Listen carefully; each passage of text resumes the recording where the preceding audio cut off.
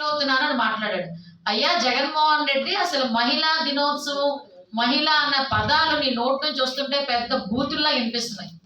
మహిళా సంక్షేమం గురించి కానీ, మహిళా సంక్షేమం అని కానీ, మహిళా సాధికారత అని కానీ, లేకపోతే నా అక్క చెల్లెములు, ఈ పదాలు వింటా ఉంటే లిటరల్లీ మేమైతే బూతులు విన్నామా అన్న ఆలోచన అయితే మా అందరికీ వస్తుంది. ఎందుకనంటే పిన్నమ్మ తాలిబొట్టు తెంచేసిన వాడిని రక్షించాలనుకొని సిబిఐ ఎంక్వైరీకి కూడా వెళ్లకుండా సిబిఐ ఎంక్వైరీని కూడా దాటవేస్తూ ఈరోజు సొంత బాబాయిని హత్య చేసిన వాడిని వెనకాతలు వేసుకొని తిరుగుతున్న నువ్వు ఈరోజు మహిళా సాధికార గురించి మాట్లాడుతున్నావు. నీ వల్ల నట్టేట మునిగిపోయి, నట్టేట మోసం చేయబడి, కనీసం ఎన్టీ రామారావు గారు ఇచ్చిన ఆస్తిలో సమాన వాటా హక్కు అన్న హక్కును కూడా పొందలేక నిన్ను ఆస్తి అడిగిన పాపానికి నువ్వు మెడబెట్టుకుని బయటికి గెంటేస్తే ఈరోజు ఆవిడ మేలుకొని నువ్వు చేస్తున్న అఘాయిత్యాలని, నువ్వు చేస్తున్న అక్రమాలని, నువ్వు చేస్తున్న అక్రమ పరిపాలన గురించి 4 వీధులు ఏదో కాలికి బలపం చుట్టుకుని తిరిగినట్టుగా ప్రతి చోటకి వెళ్ళి నువ్వు అసమర్థుడివి, నీ అసమర్థుడివి అని మాట్లాడుతుంది ఎవరో కాదు, నీ రక్తం పంచుకు పుట్టిన నీ చెల్లి.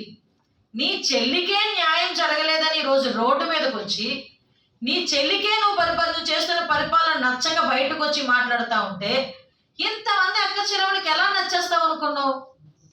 ఈరోజు సాక్షాత్తు నీ చెల్లిని బయటకు వచ్చి జగన్మోహన్ రెడ్డి నిరుద్యోగుల్ని మోసం చేశాడు, నిరుద్యోగ యువత అందరినీ కూడా భ్రష్టు పట్టించాడు, నిరుద్యోగ యువత తరపున నేను పోరాటం చేస్తానని చెప్పి ఒక పార్టీ అధ్యక్షురాలుగా సొంత నీ చెల్లి రోడ్డు మీదకి వస్తే సొంత చెల్లిని కూడా పోలీసుల చేత అరెస్ట్ చేయించిన గరుడివి నువ్వు మమ్మల్ని రక్షించేస్తానని చెప్పి ప్రగల్భాలు పలుకుతుంటే మేము నమ్ముతాం.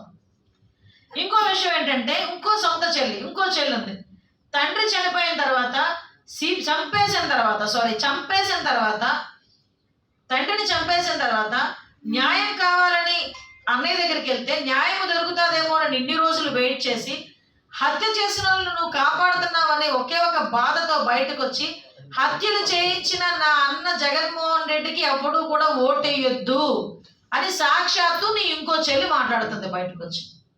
అటువంటిది నువ్వు ఈరోజు అక్క చెల్లెమ్మను ఉద్ధరించేస్తానని మాట్లాడుతున్నావు. అసలు ఏ రకంగా ఉద్ధరించాను నువ్వు అనుకుంటున్నావు జగన్మోహన్ రెడ్డి?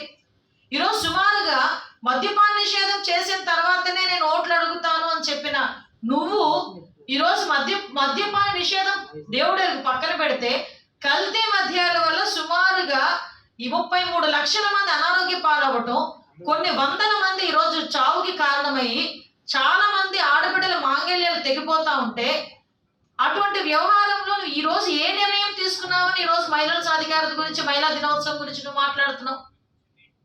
ఇంకొకటి ముఖ్యంగా మద్యపాన నిషేధం చేయడం పక్కన పెడితే మద్యం మీద మా వాళ్ళు ఇంతమంది తాగుతున్నారని చెప్పి మహిళల తాలిబొట్లను తాకట్టు పెట్టి 15 సంవత్సరాలకి 25,000 కోట్లు నువ్వు తీసుకొచ్చి ఈరోజు నువ్వు ప్రజాధనాన్ని లూటీ చేస్తున్నావంటే దీన్ని ఏ రకంగా ఈరోజు నువ్వు ఆడబిడ్డల్ని నువ్వు రక్షిస్తావంటే ఎవడు నమ్ముతాడు? ఈరోజు ఎప్పుడో పెట్టావు దిశ చట్టం అని, అది పకోడీ పొట్లాలు చుట్టుకోవడానికి కూడా పనికిరావట్లేదు ఆ చట్టం తాలూకా కాగితాలు. ఈరోజు అది కాస్త పోయింది దిశ యాప్ అన్నావు. ఈరోజు దిశ యాప్ కానీ దిశ చట్టం కానీ నిబద్ధత లేని ఒక ఎందుకు పనికిరాని చెత్త కుప్పల్లా తయారైనవి తప్పించి ఈరోజు వీటి ద్వారా ఒక్క ఆడబిడ్డనైనా రక్షించిన పాపాన్ని పోయారా మీరు? సుమారుగా ఈ 5 సంవత్సరాల కాలంలో 2 లక్షల మందికి పైగా ఆడబిడ్డలు అబ్యూస్ చేసిన కేసుల్లో నమోదైనవి అంటే ఒక్కసారి నిన్ను నువ్వు ఏ రకంగా అర్థంలో చూసుకొని నీ మీద నువ్వు ఉమ్మేసుకోవాలి.